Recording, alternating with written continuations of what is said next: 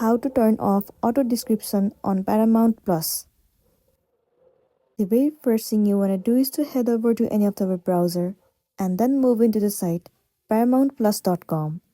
It will land you on the official page of Paramount Plus.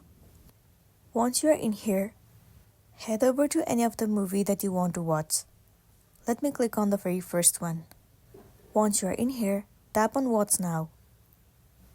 Wait for a while for it to load. Once the video starts to play, tap on this full screen icon at the bottom right corner. Now at the top right corner, you will get to see this icon where it says subtitle or audio. Click on it.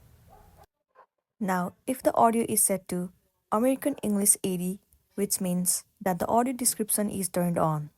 In order to turn it off, you simply have to choose another audio that is available to you. In here, only one audio is available. Simply click on that audio and the audio description will be turned off successfully and you'll be good to go. So that's all for today, and this is simply how you can turn off audio description on Paramount Plus. Make sure to smash the like button and consider subscribing if you found this video helpful. We'll see you in the next one.